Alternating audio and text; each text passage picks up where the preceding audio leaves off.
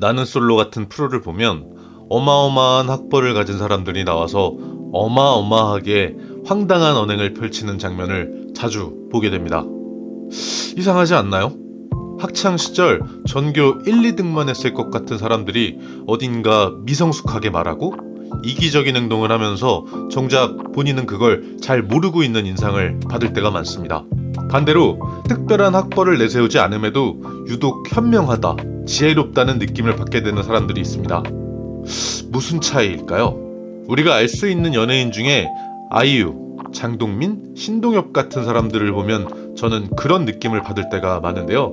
물론 장동민은 서바이벌 프로에서 다회차 우승 전적이 있을 만큼 탁월한 문제 해결 능력도 갖췄죠.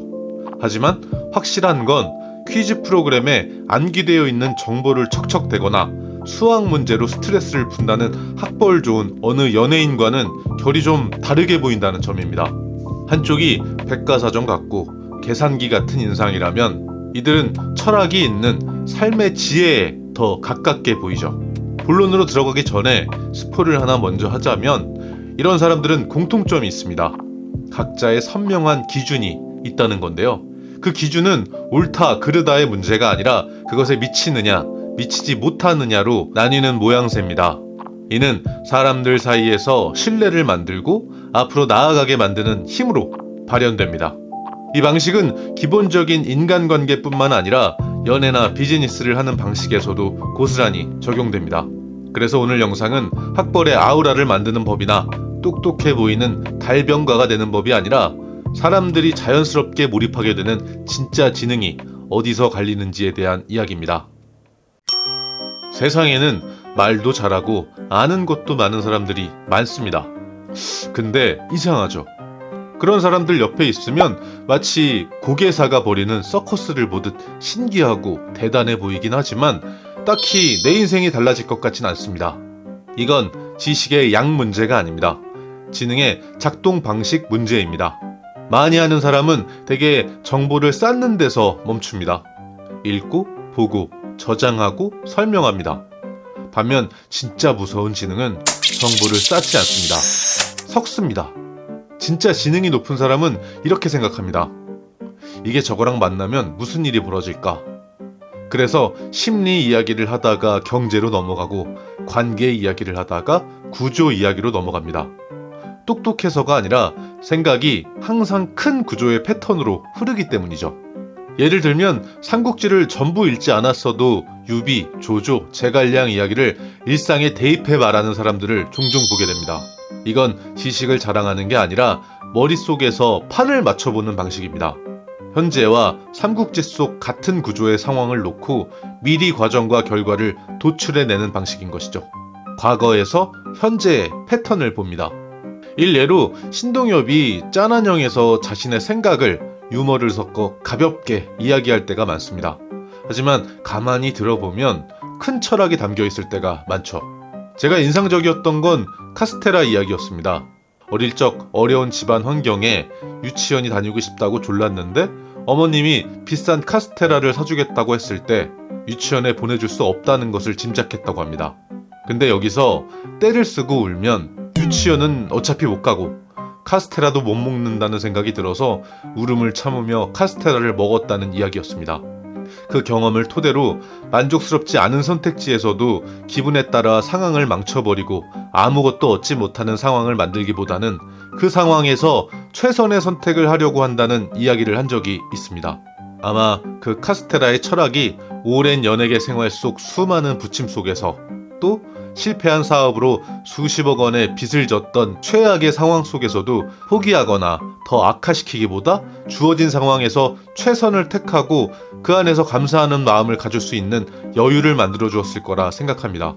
운동에서 인생을 찾는 분들도 많습니다. 러닝도 비슷하죠. 해본 분들은 아시겠지만 꾸준히 하다 보면 계속 쌓이고 있다는 느낌보다 정체된 것 같다가 어느 순간 숨통이 탁 트였다고 느낄 때가 더 많습니다. 이들은 이러한 구조도 자기 일과 상황에 그대로 대입하는 거죠. 그래서 동트기 전이 가장 어둡다라는 말이 감성적인 문장이 아니라 실제 작동 원리로 체감됩니다. 이들에게는 삼국지, 정치, 경제, 운동 이것들이 각각 따로 존재하지 않습니다. 세상에 반복되는 패턴을 찾는 방식으로 사고합니다. 그래서 타인의 지적이나 충고에도 크게 흔들리지 않습니다. 이건 대인배라서가 아닙니다. 판 전체를 망치는 공격이 아니라 패턴의 미세한 수정사항일 뿐이기 때문입니다. 다만 이 사고방식은 불친절해 보일 수 있습니다. 연애 고민을 하는데 삼국지로 답을 돌려준다거나 사업 이야기를 하는데 운동 얘기로 답을 돌려주기도 하고 화법에 따라 결과를 알고 있는 것처럼 이야기하기도 합니다. 그래서 사람들은 이들을 독특한 사람, 괴짜 정도로 보는 경우가 많죠. 그럼에도 그럴 수 있지, 어쩔 수 없지 정도로만 대응합니다. 이 사람들은 지식을 자랑하지 않습니다. 설명도 길지 않죠. 대신 같은 상황에서 전혀 다른 선택을 합니다. 그리고 그 차이는 시간이 지나면 결과로 드러납니다. 그래서 지식이 많은 사람은 안전하지만 지식을 연결하는 사람은 위험합니다. 예측이 안 되니까요. 이들에게 진짜 지능은 많이 아는 능력이 아니라 다르게 쓰는 능력입니다. 보통 우리는 말에 확신이 있고 주저함이 없고 단정적으로 말하는 사람을 똑똑하다고 착각합니다. 근데 실제로 더 위험해지는 순간은 그 확신이 너무 빠를 때입니다. 확신은 지능의 증거가 아니라 사고가 멈췄다는 신호일 때가 많습니다. 확신이 앞서 나올 때 그 생각을 오래 검증해보지 않았고 반박을 견뎌본 적도 틀렸을 때의 비용을 계산해본 적도 없는 경우가 더 많습니다. 심리학에서는 이걸 메타인지의 문제라고 봅니다. 확신이 강해질 때는 오히려 자기 판단을 점검하지 못한 상태일 수 있다는 말이죠. 진짜 지능이 높은 사람은 자기 생각에 집착하지 않습니다. 이 사람들은 반대 의견이 나오면 방어부터 하지 않죠. 먼저 계산합니다. 이 말이 내 생각을 망치는 말인지 아니면 보완하는 말인지. 그래서 자기 생각이 깨지는 순간에도 자존심보다 판단을 선택합니다. 확신을 지키는 대신 정확도를 지키는 쪽을 택하는 거죠. 그래서 진짜 무서운 지능은 자기 말에 확신이 있는 사람이 아니라 자기 생각을 언제든 수정할 준비가 된 사람입니다. 우리는 보통 말 잘하고 반박 빠르고 논리 정연한 사람을 똑똑하다고 착각합니다. 근데 현실에서 정말 무서운 사람들은 할 말을 아끼는 쪽입니다. 이 차이는 말재주가 아니라 지능의 방향 차이에서 나옵니다. 할 말을 바로 내뱉는 사람은 대개 그 순간의 감정과 생각을 즉시 소비합니다. 반대로 진짜 지능이 높은 사람은 지금 말하는 게 자기 인생에 어떤 결과를 남길지부터 봅니다. 즉, 입을 여는 기준이 지금 하고 싶은 말이 아니라 지금 하면 안 되는 말에 있습니다. 그래서 진짜 지능은 감정을 없애는 능력이 아닙니다. 감정을 함부로 쓰지 않는 능력이 가깝죠. 이 사람들은 화가 안 나는 게 아닙니다. 억울하지 않은 것도 아니죠. 다만 알고 있습니다. 지금 감정대로 말하면 상황은 시원해질 수 있어도 결과는 나빠진다는 걸. 그래서 멈춥니다. 이들은 지금 느끼는 감정을 그대로 설명하거나 변명하지 않습니다. 감정이 터진 상태의 말에는 주관적인 해석과 빈틈이 많다는 걸 알기 때문입니다. 그래서 침묵을 선택합니다. 그리고 그 침묵은 패배가 아닙니다. 사고가 한 번 더 돌아갔다는 신호죠. 할 말은 있지만 지금 할 필요는 없다는 판단. 그 판단을 할 수 있느냐 없느냐가 지능을 가릅니다. 그래서 진짜 무서운 지능은 말을 잘하는 사람이 아니라 말을 안 해도 되는 상황을 만드는 사람입니다. 우리는 늘 이렇게 착각합니다. 휴식은 게으른 것이고 계속 움직이면 똑똑하다고. 근데 현실에서 결과를 가져간 쪽은 항상 잘 쉬는 사람입니다. 이건 성실성의 문제가 아닙니다. 에너지 관리에 대한 지능 차이죠. 계속 바쁜 사람은 성실해 보이지만 사실 되게 멈추는 걸 두려워하고 있습니다. 멈추면 불안해지고 가만히 있으면 생각이 올라오니까요. 반대로 진짜 지능이 높은 사람은 쉼을 낭비가 아니라 전략으로 사용합니다. 진짜 지능이 높은 사람은 무작정 오래 버티지 않습니다. 집중이 떨어지는 순간 사고가 둔해지는 타이밍을 정확히 간파하죠. 그래서 멈춥니다. 아무것도 안 하는 시간을 의도적으로 만듭니다. 이건 도망이 아니죠. 사고를 회복시키는 과정입니다. 심리학자들은 이걸 의지력이 아니라 자기 조절 능력의 문제로 봅니다. 언제 밀어붙이고 언제 멈출 줄을 아는 힘이죠. 알버트 반두라가 말한 지능의 핵심도 여기에 있습니다. 그들은 알고 있습니다. 지친 상태에서 내리는 판단은 대부분 틀리다는 걸. 그래서 무리하지 않죠. 지금 더 하는 게 맞는지 아니면 쉬고 다시 보는 게 맞는지 항상 비교합니다. 그래서 결과적으로 게을러 보이지만 결정은 정확하고 타이밍은 날카롭습니다. 진짜 무서운 지능은 열심히 버티는 능력이 아니라 언제 멈춰야 하는지를 아는 능력이라는 말입니다. 우리는 대화를 잘 이끄는 사람, 말이 막힘없이 나오는 사람을 소통을 잘한다고 생각하죠. 근데 현실에서 영향력이 쌓이는 쪽은 대부분 말을 적게 하는 사람입니다. 이 차이는 성격 문제가 아닙니다. 지능의 초점이 다릅니다. 말을 많이 하는 사람은 대화를 표현의 장으로 씁니다. 반대로 진짜 지능이 높은 사람은 대화를 정보 수집의 장으로 씁니다. 진짜 지능이 높은 사람은 상대의 말을 끊지 않습니다. 고개만 끄덕이며 듣는 척도 안 합니다. 표정, 말의 속도, 어디서 멈추는지, 무슨 말을 피하는지까지 봅니다. 이 사람들은 지금 무슨 말을 하는지가 아니라 왜 그 말을 하고 있는지를 본다는 겁니다. 그래서 침묵을 견디죠. 상대의 말이 끝난 뒤 바로 대답하지도 않습니다. 이 짧은 멈춤은 예의가 아니라 사고가 한 번 더 도는 시간입니다. 그 사이에 정보는 정리되고 관계의 주도권은 넘어옵니다. 그래서 말 잘하는 사람은 분위기를 얻지만 잘 듣는 사람은 사람의 패턴을 얻습니다. 그리고 패턴을 읽는 순간부터 대화는 더 이상 대화가 아닙니다. 선택과 대응의 문제가 되는 것이죠. 진짜 무서운 지능은 설득을 잘하는 능력이 아니라 상대를 이미 읽고 있는 상태입니다.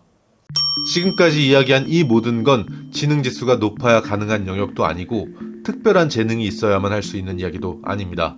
그리고 감정을 억누르고 이성적으로만 판단하는 로봇이 되라는 말도 아니죠.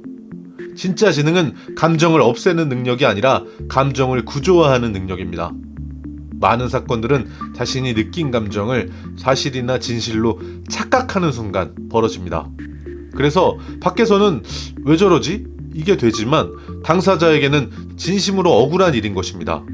내 감정이 너무 분명하기 때문이죠. 이건 연예인들의 이야기만이 아닙니다. 우리 삶에서는 훨씬 더 자주 벌어지죠. 특히 인간관계에서 더 그렇습니다. 예를 들어 가까운 친구나 연인이 잘 되길 바라는 마음으로 이것저것 알아보고 여러 제안을 해주는 겁니다. 그런데 상대가 크게 화를 냅니다. 무시하지 말라고 하거나 너나 잘하라고 하고 관계를 끝내자고까지 합니다. 집에 돌아와 생각해보면 분하고 억울하고 손발이 떨릴 만큼 강한 배신감이 올라올 수 있습니다. 대부분 여기서 이 배신감을 그대로 믿습니다. 난 진심이었는데 어떻게 나한테 이럴 수가 있지? 그리고 그 감정으로 상대를 판단합니다. 바로 이 지점에서 갈립니다. 이때 진짜 필요한 건 감정을 참는 게 아니라 배신감이라는 감정을 쪼개는 일입니다.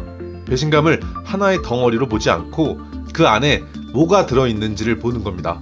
분노, 수치심, 원망, 그리고 그 안쪽을 더 보면 내 욕심이 있습니다. 상대가 내 뜻대로 움직여주길 바랬던 마음, 내 방식이 옳다는 전제, 걱정이라는 이름으로 포장된 통제욕이 숨어 있습니다. 그걸 인지하는 순간 손발이 떨리던 배신감은 힘을 잃기 시작합니다. 내가 한 말이 상대에게는 무례한 잔소리였을 수 있겠다는 것, 상대의 생각과 선택을 존중하지 못했을 수도 있다는 것, 이걸 보게 됩니다. 그러면 선택권이 바뀝니다. 상대가 굽히고 들어오길 기다리거나 상대가 떠난 뒤에야 붙잡을지 말지를 고민하는 위치가 아니라 내가 이 관계를 회복할지 정리할지를 선택할 수 있는 위치로 이동하게 됩니다. 이게 바로 감정을 구조화하는 지능입니다. 감정을 기준으로 판단하면 나는 항상 저지르고 상대의 판단이나 선택을 기다리는 입장이 됩니다. 하지만 감정을 구조적으로 보면 판단의 주도권이 다시 나에게 돌아옵니다. 이 훈련을 어떻게 시작해야 할지 궁금하시다면 감정을 관찰하고 분리하는 연습을 다룬 이전 영상을 고정 댓글에 남겨두겠습니다. 필요하신 분들은 거기서 이어가시면 됩니다. 네, 오늘 영상은 여기까지입니다. 저는 더 의미 있는 영상으로 다시 찾아오겠습니다. 구독 부탁드리면서 저는 이만 가보겠습니다. 항상 응원하겠습니다. 감사합니다. 안녕히 계세요.